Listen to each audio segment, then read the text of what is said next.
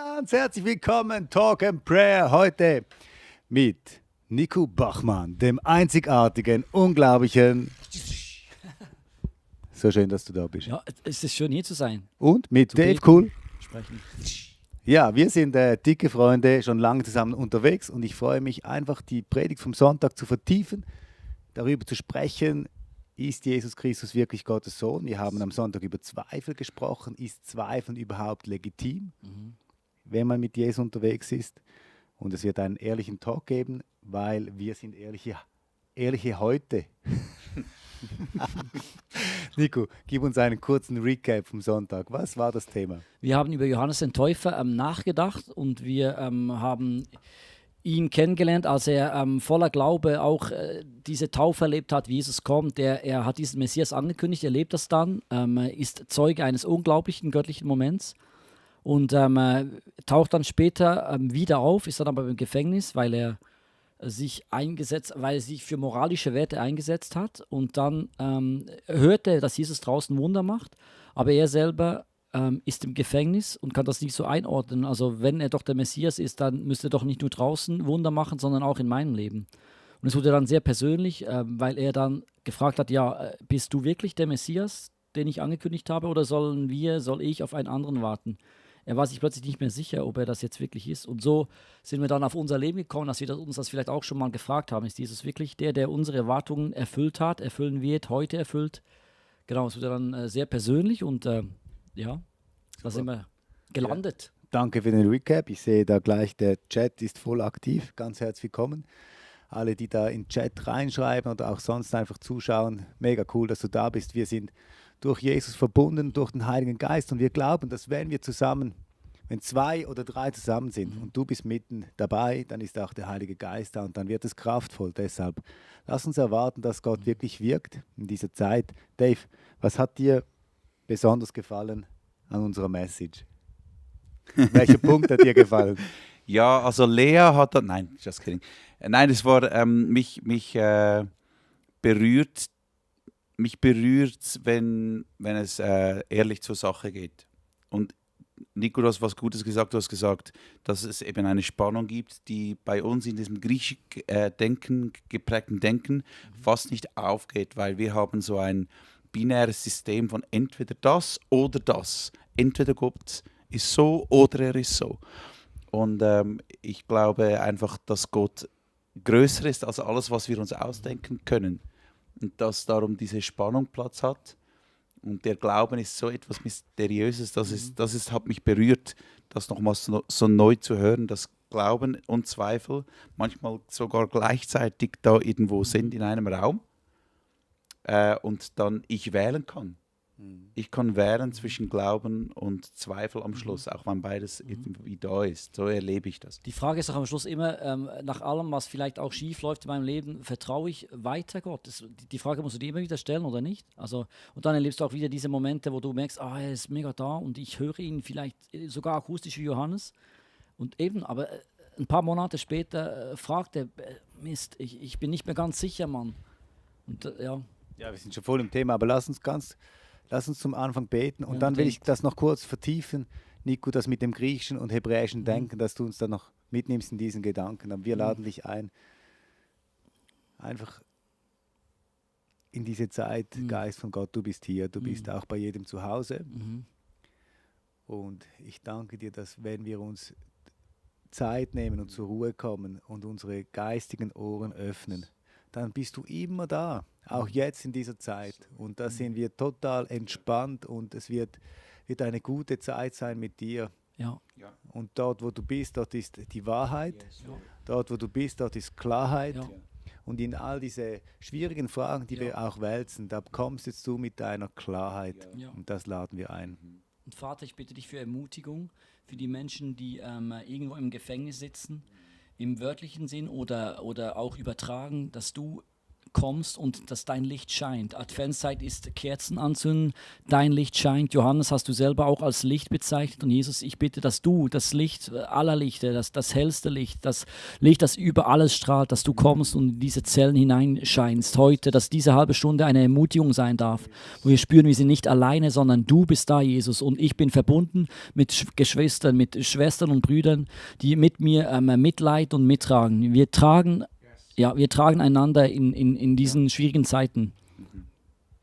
Yes. Amen. Amen. Also Nico, nochmals ganz kurz. Wie hast du das gemeint mit diesem griechischen, hebräischen Denken, das der Dave angesprochen hat? Griechisches Denken, wir in Europa sind geprägt davon, weil die griechische Kultur so die letzte alles übergreifende Kultur war, die uns geprägt hat und vieles von da auch kommt. Wenn du nach Griechenland gehst, siehst du all diese Medizin kommt von da, Demokratie, vieles kommt einfach von da und unser Denken auch, da muss man sich bewusst sein. Und griechisches Denken ist sehr logisch, sagt, wenn A ist, kann B nicht sein, also mathematisches Denken. 1 und 1 gibt 2. Ja, und eben, ja, genau. Und hebräisches Denken funktioniert einfach anders. Hebräisches Denken sagt, es kann sein, dass A ist, kann dann eben auch mal B sein. Also zum Beispiel, weshalb man sich auch gestritten hat, ist Jesus jetzt Gott oder ist er Mensch?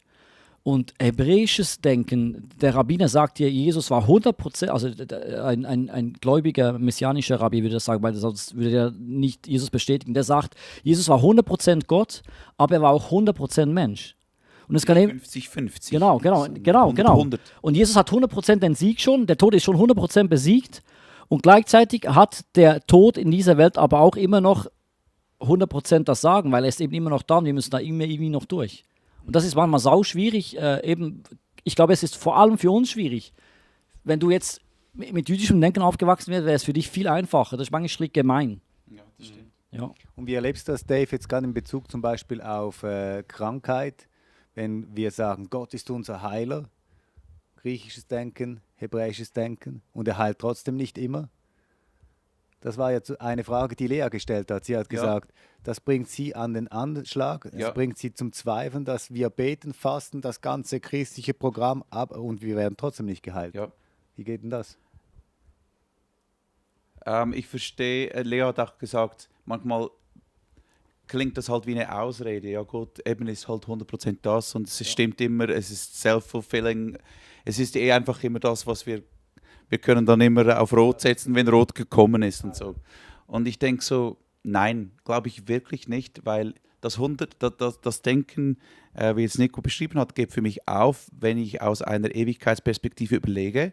Und wenn ich mir überlege, dass Gott, der ja Raum und Zeit geschaffen hat, außerhalb vom System ist, dann geht es eben auf. Dann ist es auch wieder logisch. Also für mich ist der Glaube nicht unlogisch. Er ist nicht natürlich, er ist übernatürlich. Er ist aber auch nicht annatürlich oder nicht materiell greifbar. Es ist aber noch eins drüber. Und da finde ich euren Vergleich, den ihr gebracht habt mit den Liebenden, sehr, sehr gut. Was auch, glaube ich weiß den Typen nicht mehr, der Augustinus oder sonst wer gesagt hat, dass es ist am Schluss, ist es ein, du kannst alles dir überlegen, aber am Schluss ist es ein Leap of Faith. Du musst dann diesen Sprung gehen. Das ist nicht etwas, das nach geschieht, sondern der Glaube ist dann ein Sprung. Du musst springen und bist nicht sicher, ob es hält.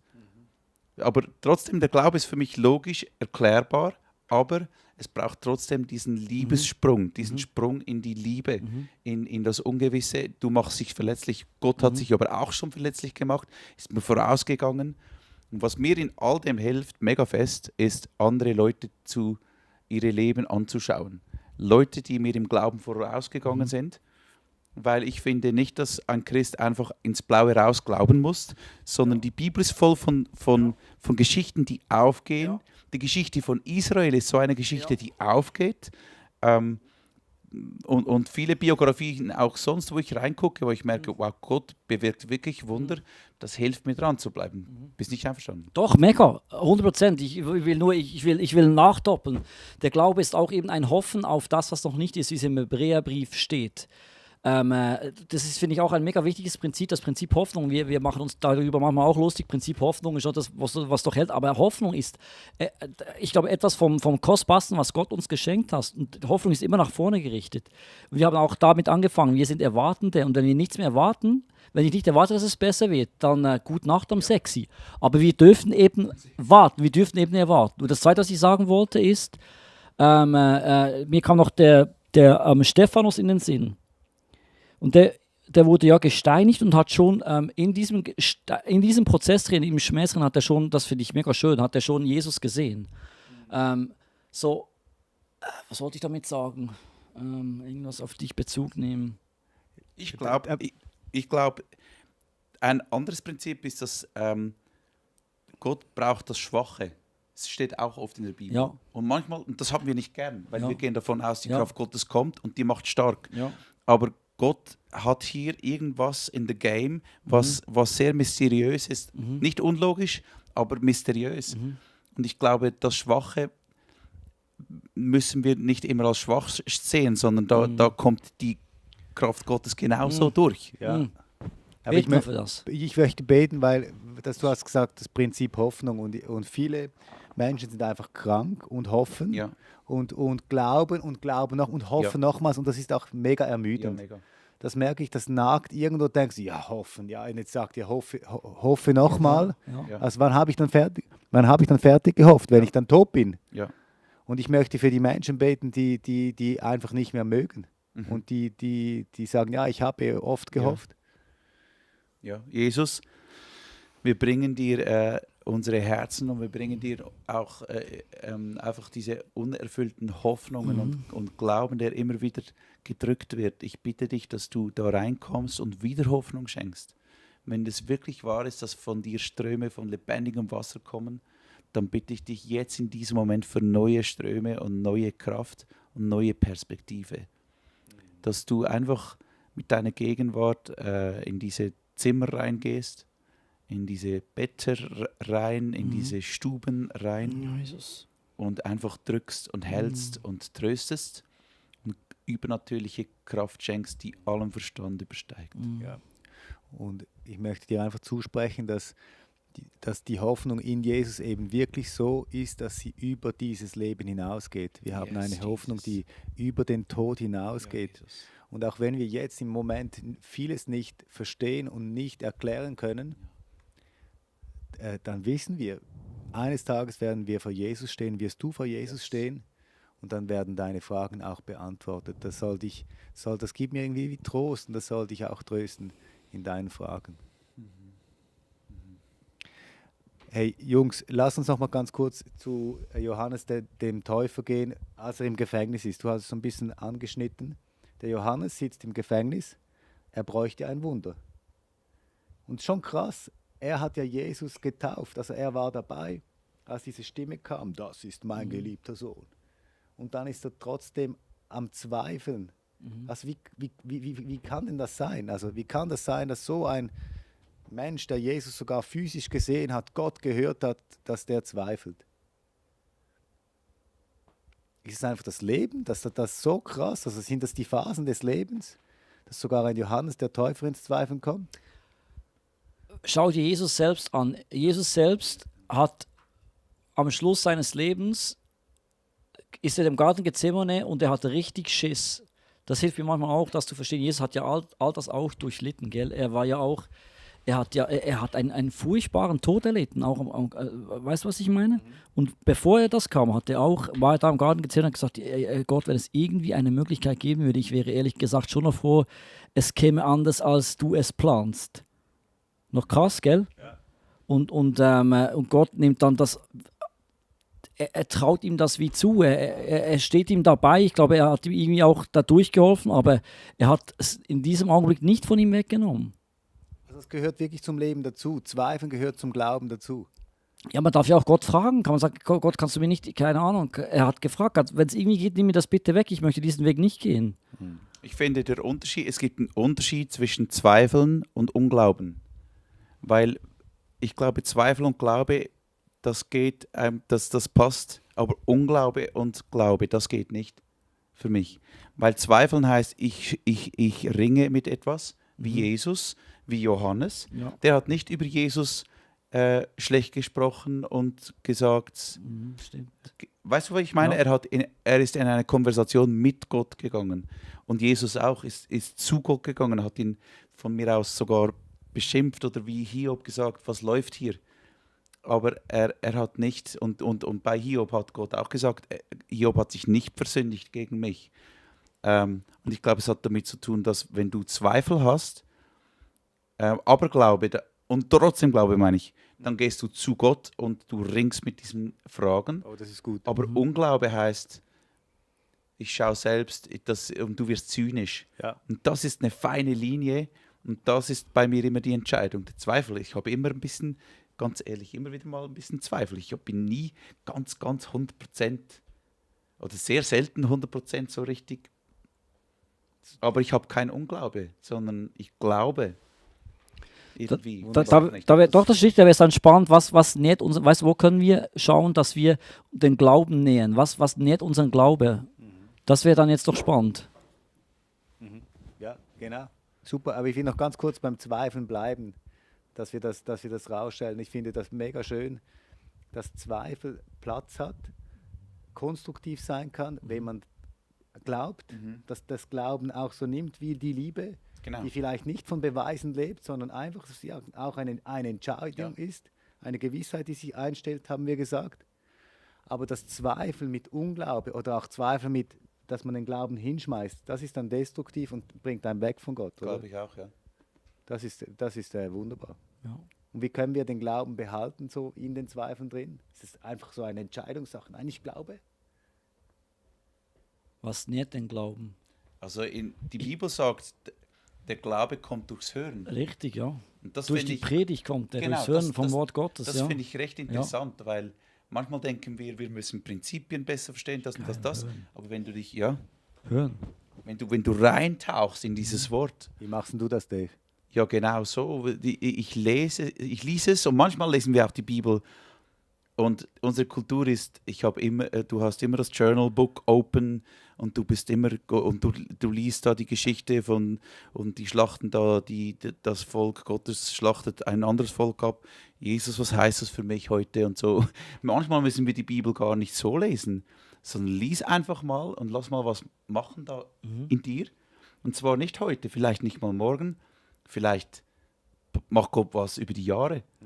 Und wir müssen uns Zeit nehmen, dass Gott in uns was entwickelt, das ein ganzes Leben dauert und nicht, wie kann ich mein Problem heute lösen? Richtig. Und da kommt mir auch wieder diese Regelmäßigkeit. Weißt du, auch wenn ich merke, es gibt viele Leute heutzutage, die kommen mal in die Kirche, wenn es gerade passt. Ich merke für mich, ich kann mir das gar nicht vorstellen. Bis jetzt. Ich will immer, ich will nicht urteilen und jemandem Ding, aber für mich, es war schon immer so. Ich kann mir gar nicht vorstellen, am Sonntag nicht hier zu sein und weil ich da wie altmodisches Wort unter dem Wort bin, weil ich es da höre. Ich höre es in den Songs, das weckt in mir Glaube.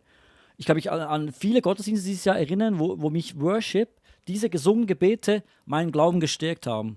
Mega krass. Und nicht mal vielleicht, weil ich lauthals mitgesungen habe, sondern weil ich sie gehört habe hier drin. Das hat meinen Glauben gestärkt. Und gleich mit der Bibel. Das Ding einfach durchpfeifen, dranbleiben. Und ich glaube, das wird uns verändern. Ich habe im Jahr 2021 die Bibel durchgehört, effektiv.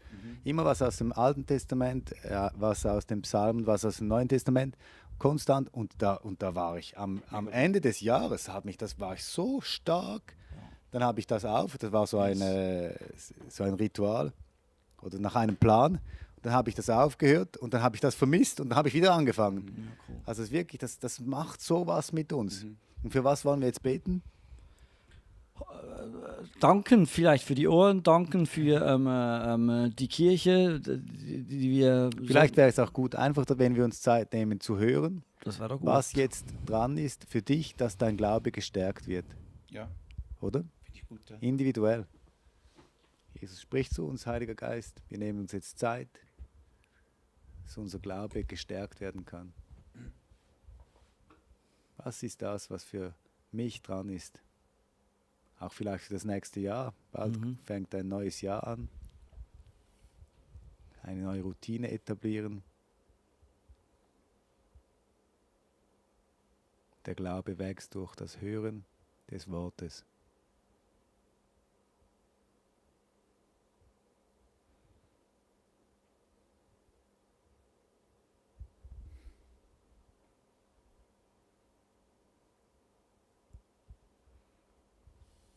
Yes.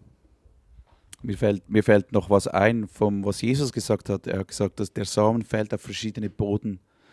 Und es gibt einen Boden, da kann das nicht aufkeimen, weil es so viel Gestrüpp hat. Mhm. Das heißt, wir können uns auch Jesus und Predigten anhören, aber wenn du gleichzeitig noch so viel Input sonst hast, das ist bei mir manchmal das Problem, dass ich aufpassen muss, mit was ich mich sonst noch fülle. Ja. Ja. Social Media Ja. oder News oder Bücher oder Themenbereiche. Du musst nicht über alles Bescheid wissen, sondern wissen, was ist für mein Leben wichtig. Da schreiben einige auch, Renate zum Beispiel oder auch Cornelia, dass Worship ihren Glauben stärkt. Mega, Die Worship-Texte, mega. das ist auch wunderbar. Sehr dankbar. Ja. Danke, Jesus, für Worship. Danke, dass dein Wort alles überlebt hat, alle Jahrhunderte, dass wir es heute haben. Ich bin so dankbar, Jesus. Ich danke dir für coole neue Übersetzungen. Ich danke dir für diesen Schatz, diese Kostbarkeit, die da vor uns liegt. Ich danke dir, dass wir Kirchen haben dürfen, wo deine Lieder gesungen werden. Ich danke dir, dass wir Prediger haben, die sich in dieses Wort hinein vertiefen und uns Sonntag für Sonntag beschenken. Danke, dass dein Wort läuft. Danke, dass dein Wort nicht leer zurückkommt. Und danke, dass dein Wort in den nächsten Wochen unseren Glauben stärken wird. Wo wir es auch hören, wie wir es auch hören, im Auto, als Hörbibel, was auch immer, Jesus, Herr. Schenk du Glauben durch dein Wort hindurch, durch diese Gebete, gesungenen Gebete, was auch immer, Jesus, Herr. Wir wollen, dass unser Glaube gestärkt wird, Vater.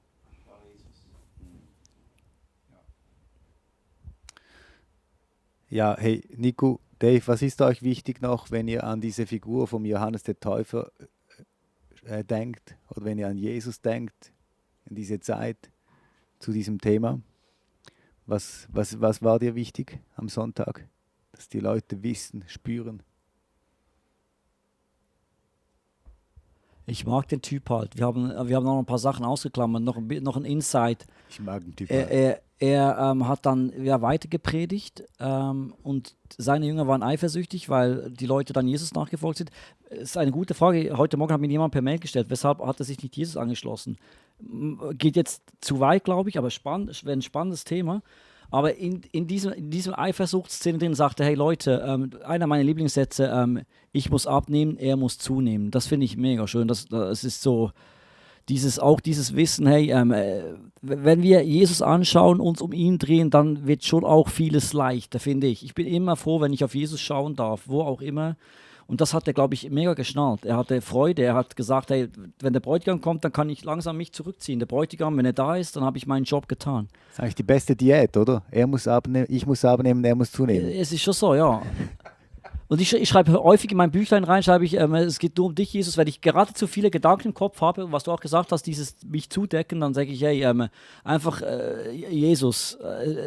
Ja, es ist einfach so. Ja, und Jesus hat noch etwas anderes gesagt, hat er gesagt, selig ist, wer sich nicht an mir ärgert. Das finde ich einer meiner Lieblingssätze. Wieso? Also ich kenne diesen Frust, wenn du mit dieser Heilungsgeschichte, habe ich auch schon darüber gesprochen, in anderen Orten, dass meine Frau da herausgefordert ist. Und in einem dieser Frustmomente habe ich mit meinem Vater eine Konversation gehabt. Er hat es noch anders, er hat das wirklich so ausgelegt, es gibt irgendwo, glaube ich, die Stelle, wo es heißt, wo Jesaja zitiert, es gibt und es gibt auch noch die Verheißung, dass die Gefangenen befreit werden. Mhm. Das hat Jesus weggelassen. Anstatt dass er sagt, die Gefangenen werden befreit, sagt er zu Josua, so wie Code, selig sind die, die sich nicht an mir ärgern oder Anstoß nehmen. Und dann hat mein Papa gesagt, weißt du, ich will mich, eben Jesus ist der Chef. Krasser Nugget. Und wenn er sagt, ich soll, und wenn er zum wie heißt er? Johannes. Zum Johannes sagt, hey, all das und by the way, selig ist der sich nicht an mir stößt, nach dem Motto, Ball flach halten, easy, es kommt gut, Johannes, Das ist die Message Vertrau an mir dich, weiter, so, ne? weißt du, genau. Aber das ist, Und das hilft mir mega fest in all dem. Ich sage einfach, okay, Jesus, ich bleibe einfach an dir dran. Ich verstehe es nicht, warum ist meine Frau ist immer noch herausgefordert. Ich muss immer noch mit meiner Psyche und Schwermut, die muss ich immer noch zu Gott bringen.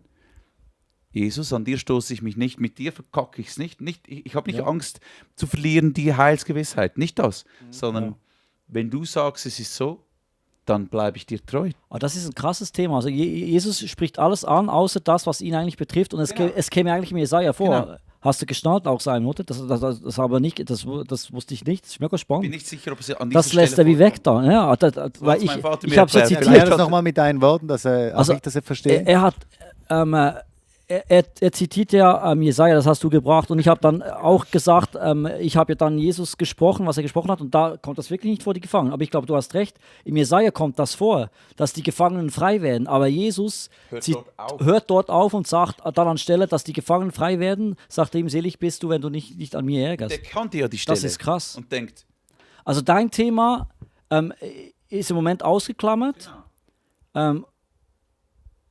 Bleib ruhig, vertrau mir, irgendwie habe ich einen guten Plan. genau. Das ist schon noch richtig gepasst. Ja. Aber mega tröst, für mich tröstet Ja. das. Okay, das ist genial. Lass uns für das beten. Ich glaube, das könnte auch ein guter Schlusspunkt sein, dass wir einfach für das beten und uns so hingeben. Ja. David, du musst das aufkicken, das Gebet. David, Sohn Jesus, von Silvia. Jesus, wir bringen dir unsere Herzen und ich kann wirklich mit jedem nachfühlen, der sagt und jede, die sagt, ja, ich habe schon so oft gebetet und wo ist mein Wunder? Und da spreche ich dir heute ein bisschen harte, aber liebende Worte zu. Selig sind die, die sich nicht an mir ärgern, sagt Jesus zu dir. Schau ihm ins Gesicht, schau in seine liebenden Augen und vertraue diesem Gott, der dich über die Schwelle in die Ewigkeit tragen wird. Und damit sage ich nicht, dass das Wunder nicht passieren wird. Auch da spreche ich rein, Wunder werden und sollen geschehen. Und ich lade diese Wunder ein in unsere Leben, die Kraft Gottes. Ich lade aber auch die Kraft ein, die im Schwachen wirkt. Ja. Immer diese Spannung, Ja. die du manchmal einfach nicht auflöst, Jesus.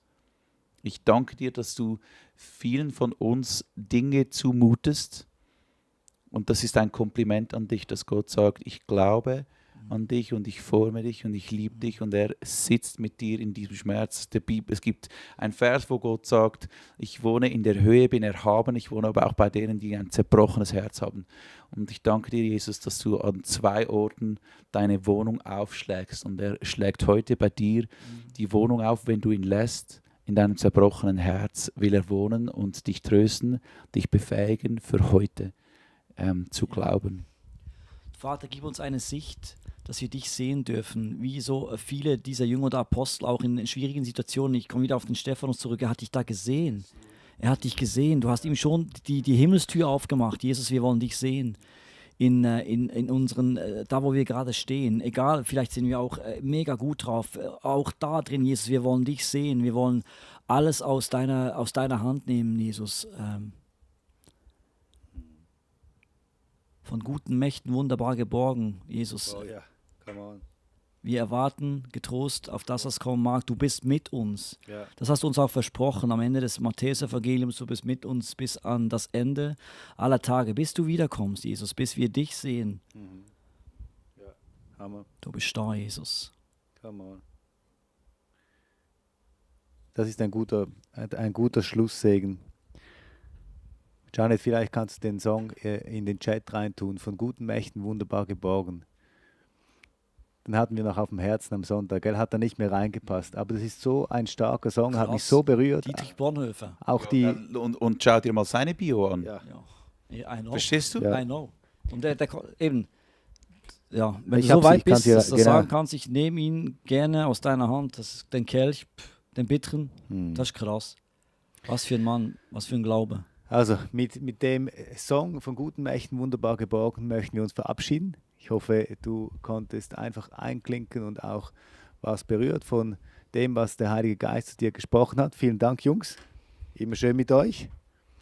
Wir sehen uns am Sonntag in irgendeinem unseren Gefäßen, online oder live. Sei mega gesegnet. Du bist gesegnet, um ein Segen zu sein. Bless to be a blessing. Tschüss.